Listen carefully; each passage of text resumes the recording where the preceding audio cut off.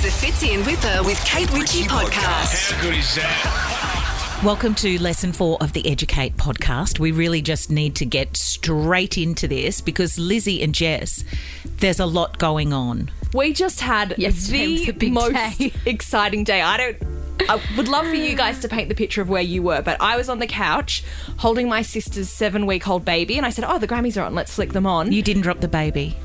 I didn't drop the baby, but I stood up and I fist pumped in the air because we heard that amazing announcement that there is a brand new album and era on April 19. Where were you, Lizzie? I was in bed with my cat sitting on my chest, having a little lie down. Taylor. But I flung up, sat completely upright, and then Jess's text came through in our Taylor Swift group chat, and it was just so exciting. It was. The lead up, though, was almost as exciting because the swirling rumours about what may unfold and the fact that there was a lot of chat about, it was all about reputation. And then your text started coming through, but I was driving.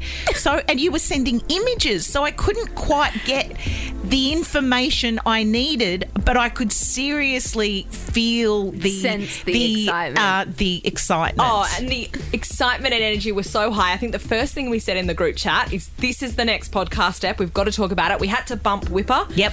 He was pretty unhappy about that. He was. No joke, recorded a whole 3 minutes of him singing the song Me.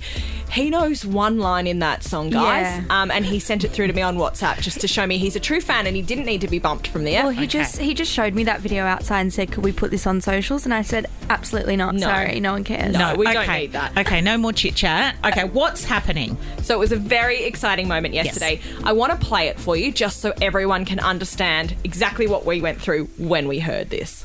I want to say thank you to the fans by telling you a secret that I've been keeping from you for the last 2 years, which is that my brand new album comes out April 19th. It's called The Tortured Poets Department. I'm going to go and post the cover right now backstage. Thank you. I love you.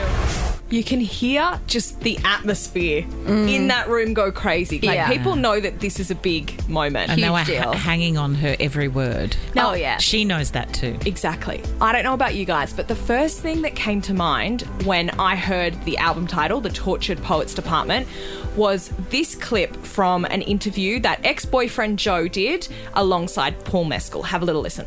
So what's the name of the WhatsApp group that we're in? Tortured... It's either the Tortured or the Lonely... Tortured Man Club, I think. Oh, yeah, Tortured Man, me, you and Andrew. Yeah. It hasn't had much use recently. No, I feel like we're less tortured now. So was this after they'd broken up? He did that.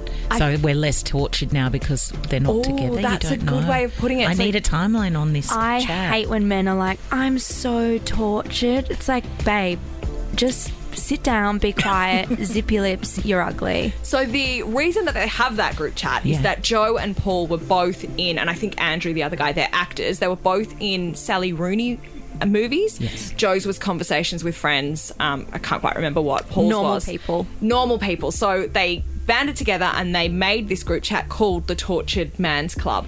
And that was the first connection that I heard from that. I'm thinking, is she taking a little bit of the Mickey out of them here in calling it this, because we've now publicly heard that this is what the group's called. Surely everyone is going to be connecting those dots. Well, they certainly did. And that's the information I was getting through, and I didn't know who. I'm thinking, who's Paul Mescal?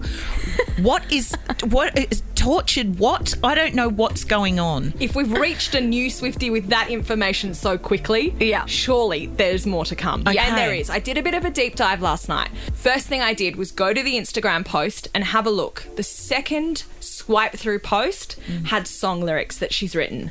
And so I enter into evidence my tarnished coat of arms, my muses acquired like bruises, my talisman and charms, the tick, tick, tick of love bombs, my vein of pitch black ink, all's fair in love and poetry, sincerely, the chairman of the Tortured Poets Department.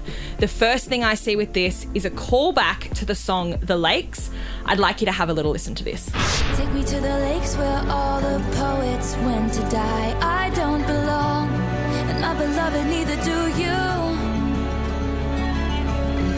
Those Windermere peaks look like a perfect place to cry. I'm setting off, but not without my muse. So the lyrics in The Lakes are "Take me to the lakes where all the poets went to die." And then another line is "I'm heading off, but not without my muse." So already we've ticked off poets when we've got our poets department, and we've ticked off muses. I also want to tell you that I went over to the Taylor Swift website. One of the things that you can buy is this thing called the Artifacts package. So this comes with like a magnet, a paper clip, that sort of thing, along with the bonus track, which is called the manuscript. So what I'm noting here is Artifacts, and what we noted on that other little screen there was that line about evidence.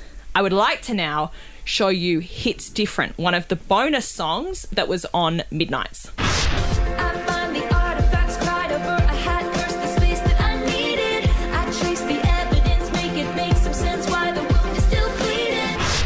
So already that breakup song has some little seeds planted into this new era and what we're seeing that some of these lyrics might be. What does this mean, though? It means, Joe Alwyn, welcome to your tape. Welcome to your album. This is going to be, from what I've seen yesterday, it's time for Joe to go to the grave. It was a little bit of a babe. I let you off lightly on Midnights, you know. I said, and he's probably thinking, "Phew, I got out of that easy." Exactly. He's thinking all that I copped was, she bought some shoes and I walked all over her, you know. She's a bit bejeweled. Exactly. Yeah. You know, karma was fine. She's calling me her boyfriend. Oh no. This you need to buckle up, boy. Yeah, because it's about to go down. The Fitzy and Whipper with Kate Ritchie podcast. So does this mean that even though there's a new album on April 19, a lot of what we're going to see and hear as a result of the new album has been in the works for ages and has somehow there would be influences in Midnights? Is that kind of what you're saying? Because when she said at the Grammys, it's been a secret for the last 2 years, we were all like, pardon me?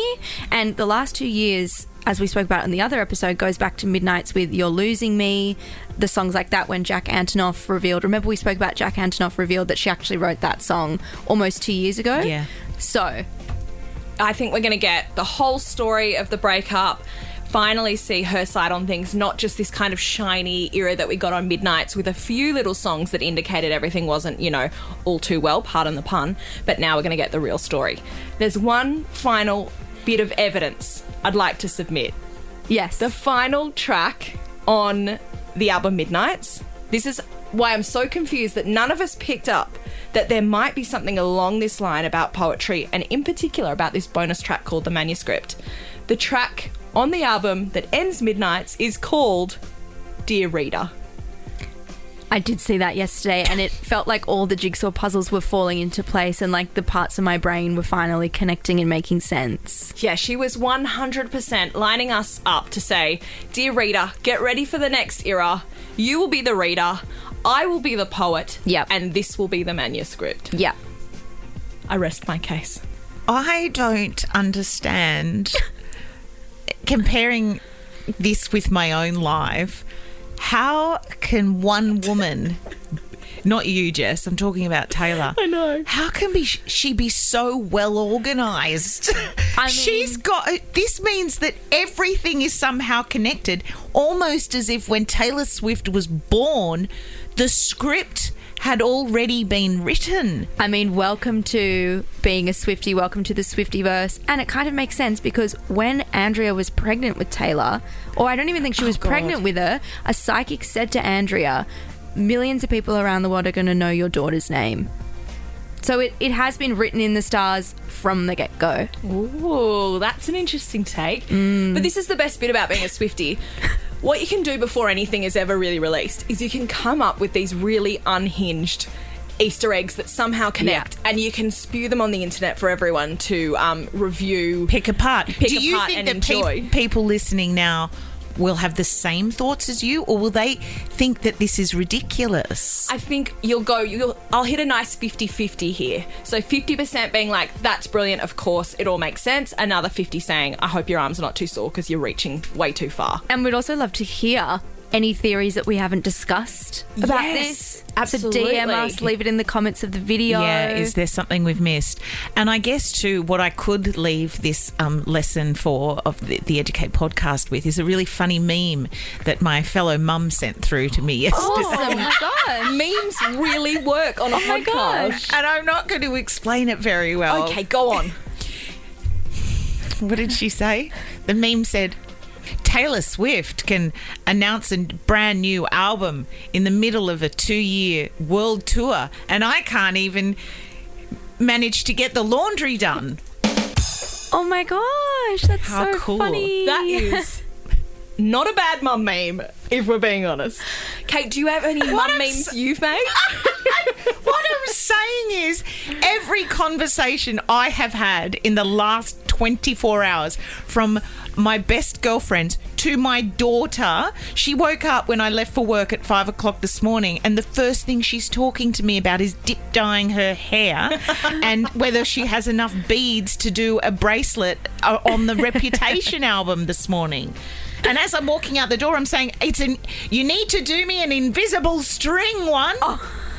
Anyway, so we're all involved. I love that. And I mean, surely invisible string's the easiest friendship bracelet to make. Yeah, because it doesn't exist. You literally just tie the string, don't you? Just a bit of fishing wire. Oh, God. Sorted. You guys are funny. All right, guys, we'll wait. April 19, the new album comes out. Absolutely can't wait. Thank you, Taylor. I know she's a huge Thank you, fan of the Taylor. pod. Thank you for the wonderful surprises. We were all sitting there expecting rep. We got the Tortured Poets department, and we just can't wait to see what you do with it. And congratulations. But actually, this is the question I had. Oh, yes. And I'll leave this. Maybe other people might have a thought on this. And Jess and Lizzie, I'm sure you do. If this next album is going to be all about this Joe fella, when's the Travis Kelce album coming? I saw a lot of people talking about this yesterday. To be honest, we don't really want it yet because we want her to be in the moment, living it, loving it. She'll release, it'll happen. Okay. Well, you said we like you were speaking on behalf of me, and I'm very keen to get to the Travis Kelce album. I just love the thought of her being like, hey, babe, brand new album. It's called the Tortured Poets department. He's just gone, oh, shit. And he can't even spell squirrel. Like, it's definitely not. It's definitely not about. Come on. Because you wrote another poem? You're amazing. And now that you've finished listening to our podcast, if you want some more, make sure you head over to Nova Taylor's version. Can you believe that? 24 hours a day, 7 days a week, non-stop Taylor. Sounds and like actually, a dream. there's some of the best bits of the pod on the station as well, so you will hear our beautiful little voices there at some point. Oh, what a bonus. Fits in Whipper with Kate Ritchie is a Nova podcast. For more great shows like this, download the Nova Player via the App Store or Google Play. The Nova Player.